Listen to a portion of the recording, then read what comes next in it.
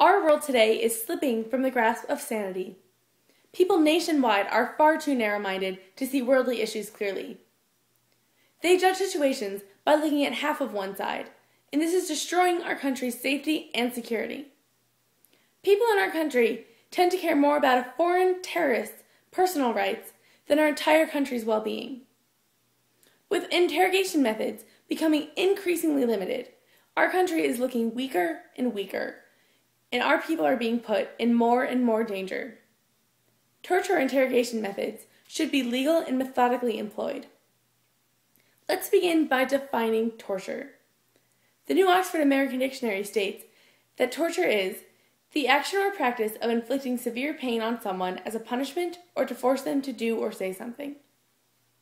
While I don't endorse random, purposeless abuse, in matters of national security, sometimes torture is the only possible way to collect crucial information from suspects. In today's world, torture has been worked down to a science and has proven to be very effective. We shouldn't just go around torturing anyone, but we should acknowledge that in timely, dangerous situations, when dealing with terrorists, torture is an effective method of getting information.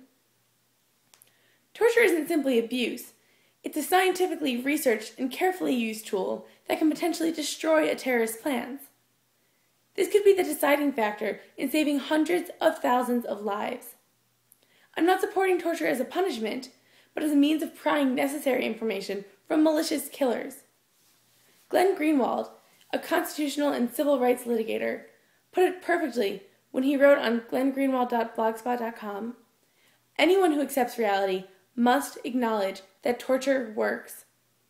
It is an important and powerful tool to be used against terrorists." Thus, Ace pronounces the notion that torture does not work to be one of the lies of torture hysterics. I'm going to throw a random date out there.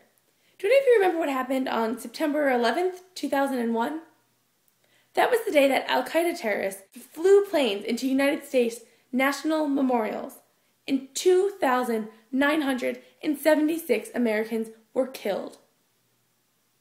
The terrorists responsible for such devastation are being treated with American rights and are alive and well, having given us no information whatsoever.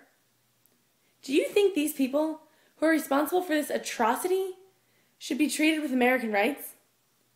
Do you think our country should be put at stake so that these terrorists can be spared some briefly inflicted pain? Do you think that they should be allowed to withhold information that could save American lives and be protected by our own rights? Really?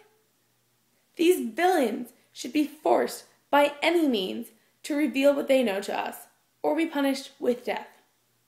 Charles Krutzmer, in his article, The Truth About Torture, in the Weekly Standard magazine, made a very valid point when he said, "If you have the slightest belief that hanging a man by his thumbs will get you the information to save 1,000,000 people, are you permitted to do it?" Now, on most issues regarding torture, I confess tentativeness and uncertainty. But on this issue, there can be no uncertainty. Not only is it permissible to hang this miscreant by his thumbs, it is a moral duty. Terrorists live outside of the law. They live to hurt human beings, and people actually think that we should treat them with respect. Should someone from another country who's trying to hurt our country be given American rights? I think not. When it's our country's people at stake, there is no excuse for doing everything we can. If someone is withholding information that could protect us from terrorist threats, it is our responsibility as a nation to do everything in our power to save our country. If a few people are temporarily harmed in the process, so be it. If they're not going to willingly help our country, then they deserve to have the truth tortured out of them. I firmly believe that the interrogation methods that involve torture are tremendously valuable and need to be employed for the good of our country. By using any means necessary, we can extinguish terrorist threats and their consequences, and it is our duty and honor to do so. Like a flotation device on an airplane, although torture isn't always necessary, it needs to be available at all times. You never know when something's going to go terribly wrong, and it's going to save your life. or our entire country.